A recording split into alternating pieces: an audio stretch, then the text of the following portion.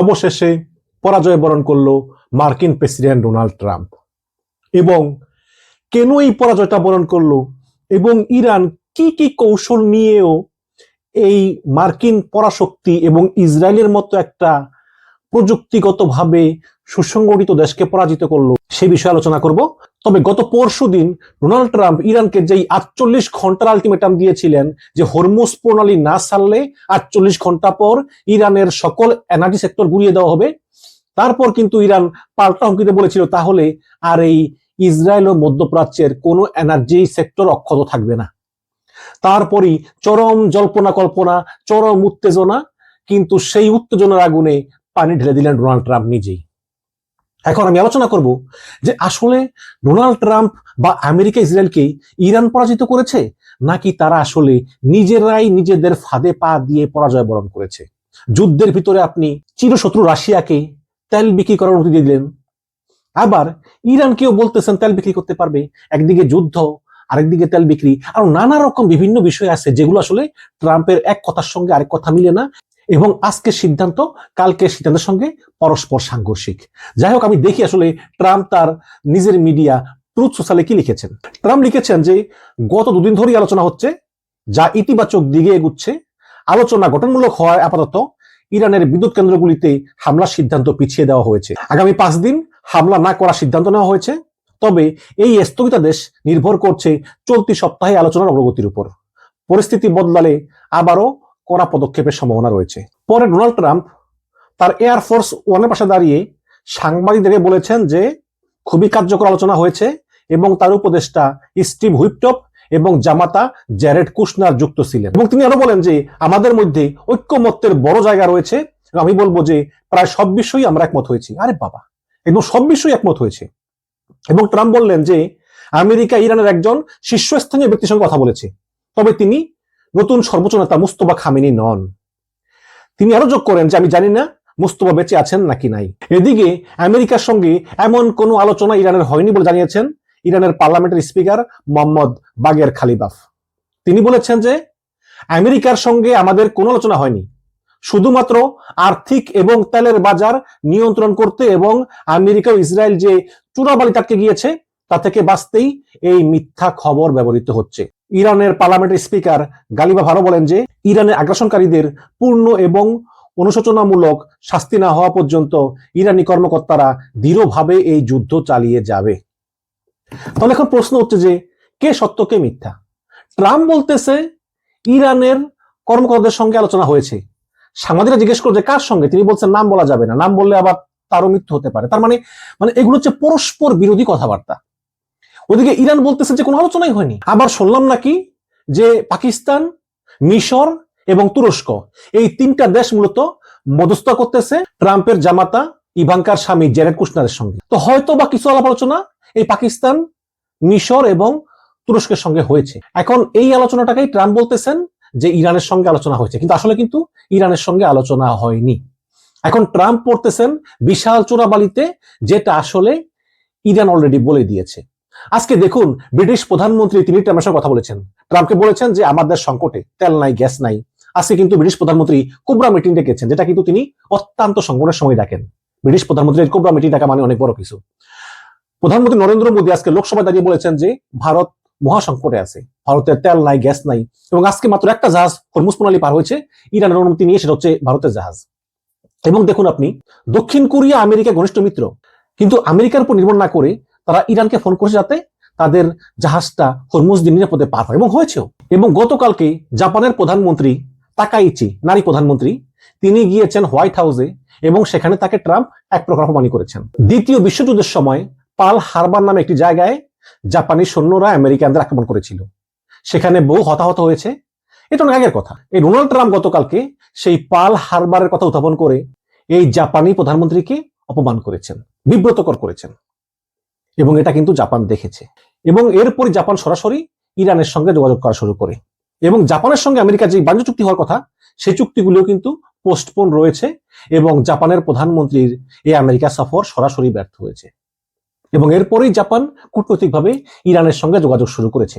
আপনারা কি মনে করেন যে ইরানের বড় বড় মন্ত্রীগুলা তারা কি ওই যে ইসরায়েলি হামলার ভয় বাংকারে লুকিয়ে আছে? না, তারা বাহিরে বেরোচ্ছে, কথা বলতেছে, মরতেছে, আবার আরো বেরোচ্ছে, আরো মরতেছে, কিন্তু তারা বাংকারে লুকে নাই। কিন্তু তারা জনগণের সঙ্গে আছে, মানুষের সঙ্গে আছে।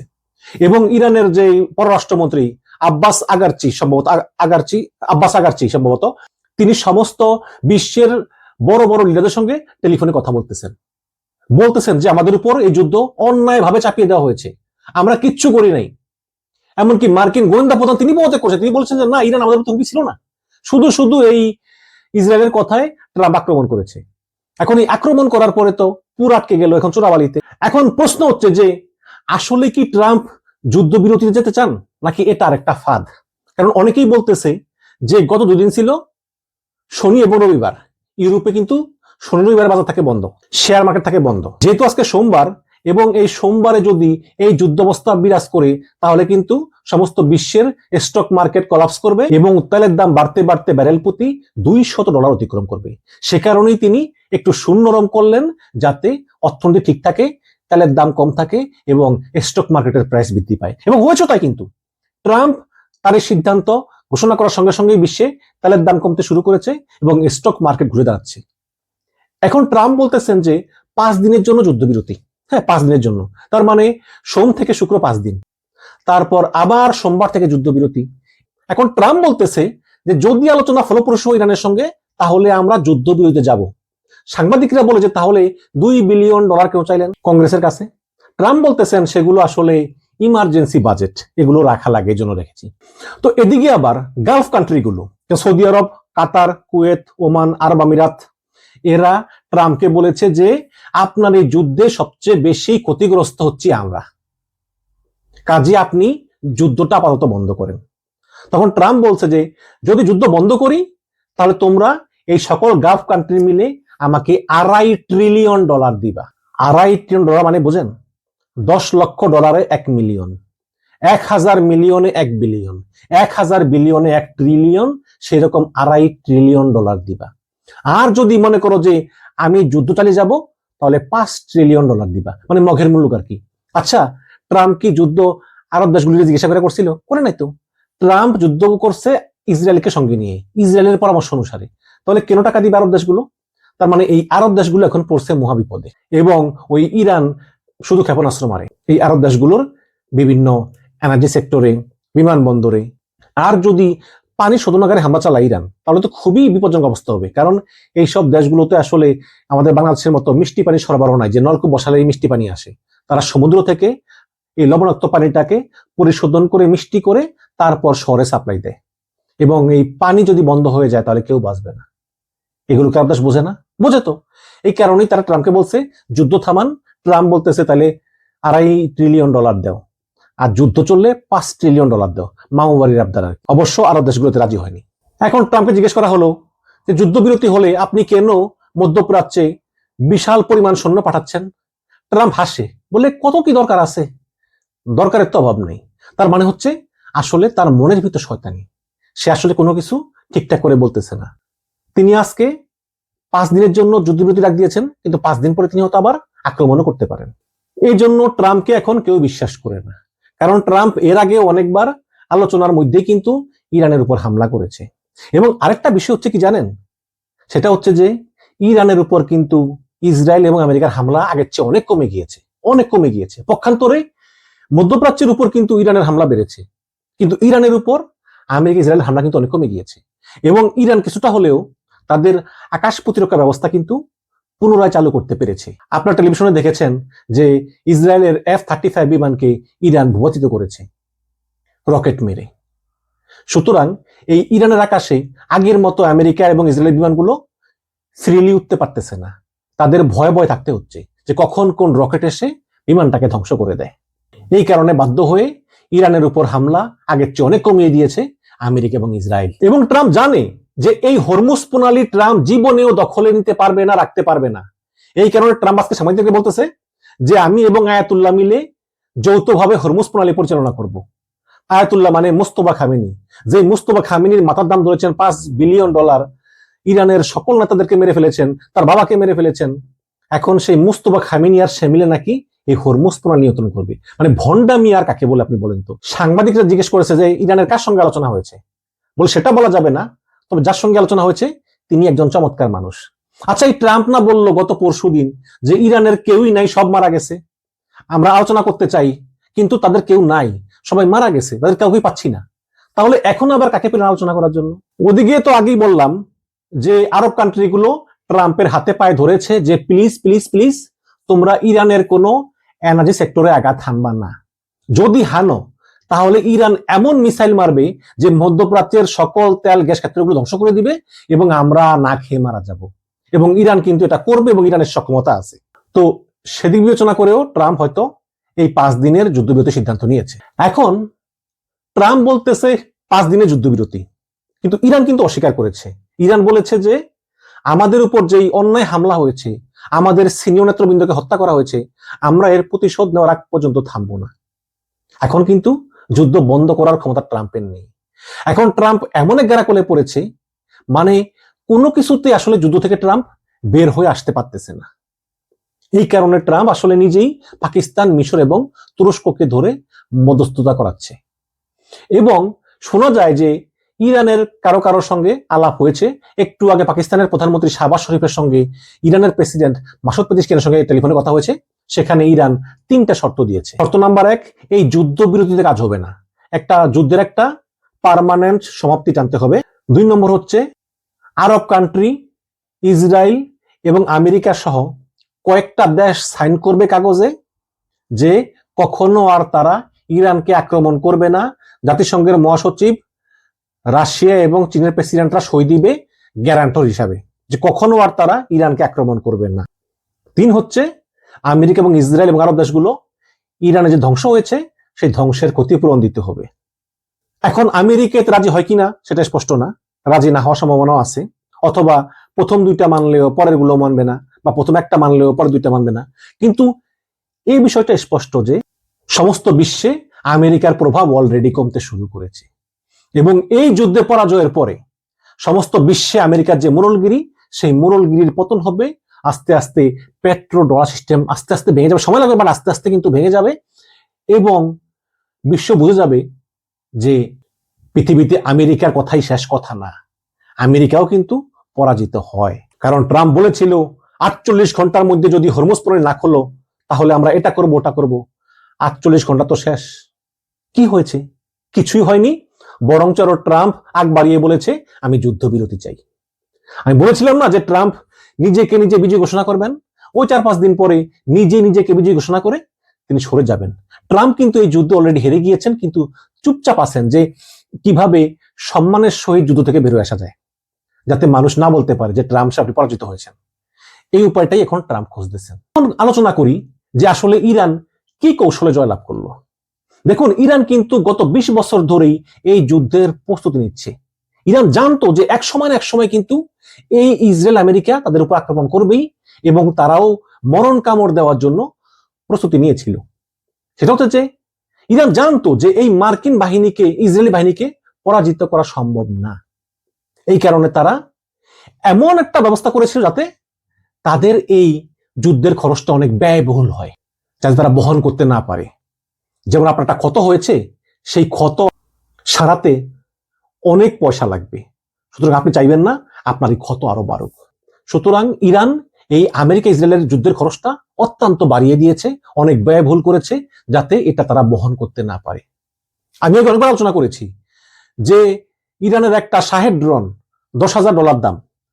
এই $10,000 কিন্তু বাংলাদেশের মধ্যবিত্ত লোকের কাছে থাকে না। $10,000 $15-16 লাখ টাকা।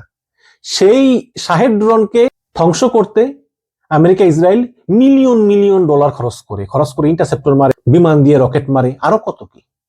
এগুলো তো আলোচনা আমি আগে করেছি। তো এইভাবে যুদ্ধের খরচটা একদম ব্যয়বহুল করে ফেলা, যাতে এটা বহন করতে না পারে, এবং সেটাই হয়েছে। এবং যেই সব কারণে এই যুদ্ধে ইরান জয়লাভ করেছে তার ভিতরে প্রধান কারণ হচ্ছে ভৌগোলিক অবস্থান। দেখুন, এই ভৌগোলিক অবস্থানের কারণে কিন্তু ইরান এই যুদ্ধে জয়লাভ করেছে, এটা প্রধান কারণ। 3 দিকে পাহাড় ঘেরা, একদিকে খোলা, সেই দিকে হরমুজ প্রণালী, যে হরমুজ প্রণালী দিয়ে বিশ্বের 20% তেল যায়, সেই হরমুজ প্রণালী ইরান বন্ধ করে দিয়েছে, কোনো উপায় নাই। সৌদি আরব লোহিত সাগর হয়ে বাবাল মানদেব দিয়ে তেল বিক্রি করে, সেইখানেও মিসাইল মারবে হুমকি দিয়েছে। আর দ্বিতীয় হচ্ছে কূটনীতি। প্রেসিডেন্ট ইরানের পররাষ্ট্রমন্ত্রী, তারা কনস্ট্যান্টলি বিভিন্ন বিশ্ব নেতাদের সঙ্গে ফোনে কথা বলতেছেন। নরেন্দ্র মোদী, তারপরে শি জিনপিং, ভ্লাদিমির পুতিন, জাপানের প্রধানমন্ত্রী, কোরিয়ার প্রধানমন্ত্রী, সবার সঙ্গে কূটনৈতিক আলোচনা চালিয়ে যাচ্ছেন এবং তারা বলতেছেন যে এই যুদ্ধ আমাদের উপর অন্যায়ভাবে চাপিয়ে দেওয়া হয়েছে। তৃতীয়ত হচ্ছে কৌশল। কৌশল কি? কৌশল হচ্ছে যে এই যে যুদ্ধের কৌশলগুলা, দেখুন প্রথম প্রথম কিন্তু ইরান ছোট ছোট ক্ষেপণাস্ত্র ছাড়তো, রকেট ছাড়তো, শাহেদ ড্রোন ছাড়তো, কম দামি। কিন্তু লাস্ট কদিনে দেখেছেন যে ইরান ভয়ঙ্কর ভয়ঙ্কর ক্ষেপণাস্ত্র মারতেছে এবং ইসরায়েলের আকাশ প্রতিরক্ষা ব্যবস্থা ভেদ করে ইসরায়েলের পরমাণু কেন্দ্রে হামলা চালিয়েছে এবং সেখানে প্রায় 200-300 লোক হাসপাতালে। ইসরায়েল বলতেছে 200-300 লোক হাসপাতালে, কিন্তু একজনও মারা যায় নাই, ওদের শুধু আহতই হয় কিন্তু নিহত হয় না। এই ব্যাপারটা আমি বুঝলাম না, মানে 200 লোক আহত হয়, 100 লোক আহত হয়, 300 লোক আহত হয়, একজনও মরে না। যদিও শুনলাম যে 16 জনের অবস্থা আশঙ্কাজনক, দেখা যাক কি হয়। তো এখন ইসরায়েলিরা মনে করতেছিল যুদ্ধ মানে এই 2-1টা মাঝে মধ্যে রকেট পড়ে, কিন্তু ইসরায়েলের এখন বুঝতেছে যে আসলে তাদের দেশও এই ভয়ঙ্কর অবস্থার মুখোমুখি, তাদের পক্ষেও আর যুদ্ধ কন্টিনিউ করা সম্ভব না, অর্থনীতি ধ্বংস হয়ে যাবে।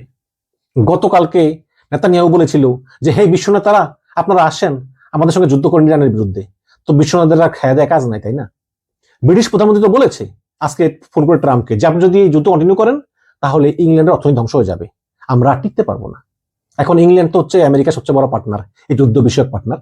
তো এই সমস্ত কারণে আসলে ট্রাম্প এমন চোরাবালির ভিতরে পড়েছে যে তার আসলে এই যুদ্ধবিরতি ঘোষণা করা ছাড়া আর তার আর কোনো উপায় ছিল না। আসলে ইরান মূলত 3 কারণে জয়লাভ করেছে। এক হচ্ছে ভৌগোলিক অবস্থান, 2 নম্বর হচ্ছে কূটনীতি, 3 নম্বর হচ্ছে যুদ্ধের কৌশল। এই 3টা কারণে মূলত ইরান জয়লাভ করেছে আমেরিকার বিরুদ্ধে এবং আমেরিকার কোনো প্ল্যান ছিল না। আমেরিকা ইরানকে মিসজাজ করেছে।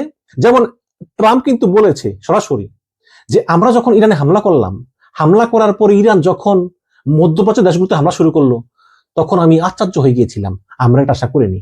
ট্রাম্প মনে করছিল যে ইরান হামলা করলে করবো ইসরায়েলে, কিন্তু সৌদি আরব, কাতার, কুয়েত, আবুধাবি, আরব আমিরাত এখানে হামলা করবে কেন?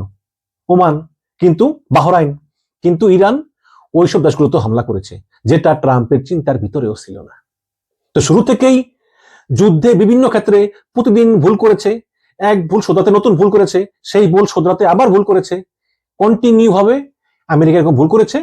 পক্ষান্তরে ইরান ছিল একদম সুসংগঠিত, ওয়েল অর্গানাইজড এবং ইরান বুঝেছে কিন্তু যে ইরানের বড় বড় নেতাদেরকে হত্যা করা হবে। এই কারণে ইরান তাদের যে মুজাইক ডিফেন্স সিস্টেম, তাদের যে ডিসেন্ট্রালাইজেশন এবং তাদের যে ক্ষমতার যে অর্ডারটা, যে এরপরে এমন করে সাজিয়ে তারা এমন ভাবে করেছে যে আসলে আর কিছু করার ছিল না।